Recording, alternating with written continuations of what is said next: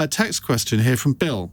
Very short one. It's only 5 words. Is Kemi Badenoch any good? Esther McVey. Yes, of course she is. Did you vote for her? I didn't actually, no. I supported Robert Jenrick. But if I'm being honest, I think towards the final 2 were the right 2 in the final 2, and I was happy with either one. I think she's got her own unique way of doing things. She raises the pertinent topics in Prime Minister's questions, and she's fearless, and she's got a long time, a couple of years, to get even better, but she'll certainly be... She hasn't been very good at PMQs so far, has she? Do you not think? I think she's been...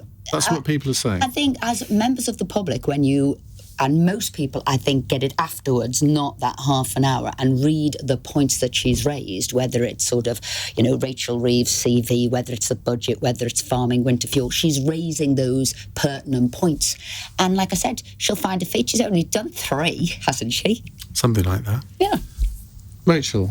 Well, she's very good for the Labour Party, I have to say, because I think what it's showing is that we've got a really clear offer for the country, and she's trying and trying and trying to penetrate it, and she is just not being heard. And I think people are saying Kemi who rather than really seeing her coming to the fore. And I think, obviously I do acknowledge she has broken some glass ceilings and she is new in post, and that is to welcome her to her place and to her position. But I think ultimately that against the titan of what Labour is now in Parliament, that actually she just is not rising to the level of that kind of statesperson as leader of the opposition. We haven't seen it yet. Let's wait and see over the times. But while she does, we're going to get on with the process of government. And a 3 million petition wanting you gone. Well, we can talk about who's signing that petition as well.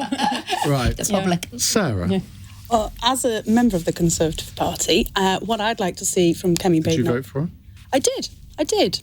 I was going to abstain, and then in the final moments I thought, I have to vote. You've got to be part of the process. But I would like to see her put the Conservative Party back at the campaigning force that it used to be. I feel as though that has been lost, as was proven by the election back in July.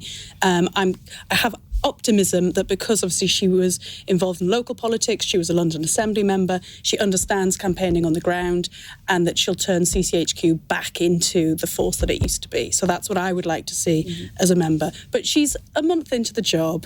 I'm very much kind of report card waiting to be written. Zoe. Well, I'm not a massive fan of Kemi Badenoch's politics, but to be slightly fair on her, I think anybody who became Tory leader would have a massive job on their hands, a very difficult one. I think fundamentally the Conservative Party is incredibly divided.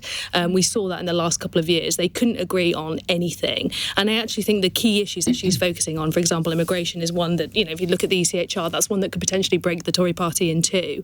I think, I don't see Kemi Badenoch lasting to be the leader at the next general election. I suspect the party will go back towards James Cleverly. I think that she is not going to be able... She doesn't have what it takes to unite that party. I don't know if James Cleverly does either, to be honest. But I think, ultimately, you saw it in PMQs today. She likes to point out the issues, but she doesn't offer any solutions. And it's very easy for Keir Starmer to turn around and say, well, a lot of those issues were your making. They were part and parcel of what the last government handed down to us. So unless she massively improves, I don't think she's going to turn the Conservatives' fortunes around. She had quite a good joke today, though, didn't she, about the McVitie's thing, where she was accusing Keir Starmer of hobnobbing with world leaders and Angela Rayner being something like the ginger nut or something, which one or two ginger people have got very offended by. Yes, but I'm afraid that's not enough to return the support to the Conservative Party. One good joke is fine, but the thing is, and people haven't noticed this, I'm sure you have, Sarah, that they've changed the leadership election rules. So instead of having 15% of the parliamentary party signing letters, it has to be 30% now. Now, I think that is hugely significant and ought to give her confidence that she would be there for the long term. And don't you think, Zoe, that frankly nobody wants to hear about Tory new policies nowadays? They've got a year, 18 months to work those out. But if you don't have new policies, why on earth would anybody return their vote to you?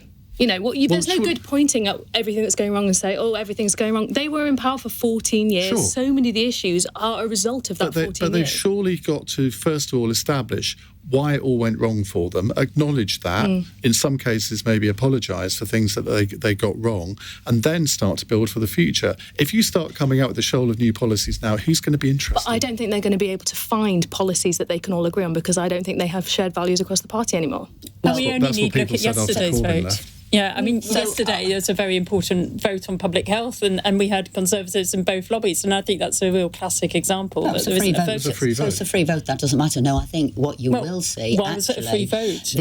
The party is galvanising around Kemi. Actually, they're also galvanising around the fact that Labour is doing such an awful job, and it basically, people are saying it lied to the electorate. They didn't realise. The petition is not about having a general election. It's saying you promised one thing, you're doing another. You've alienated, whether it's the elderly with the winter fuel payment, business with the budget, young people about student fees, you name it, farmers, you name it. Labour has managed in 100+ days to alienate everybody. And actually, the public is galvanising around the Tory party, and the Tory party will shape itself around Kemi. And as you're talking about splits, there's splits in every party. So if you look at ours, absolutely there is. We've always said, nobody hates the expression a broad church, but it's not a cathedral. But Labour Party has, whether it's the Starmerites, whether it's the Blairites, whether it's the Raynerites, the trade union people, whether it's the Corbynistas, they all have their own little factions. But I think you'll see, as we did, a big majority can actually be big rebellions, and the trouble will probably start within the Labour Party, and those will be the people who will bring Starmer down, and I think he'll be gone. Loving how you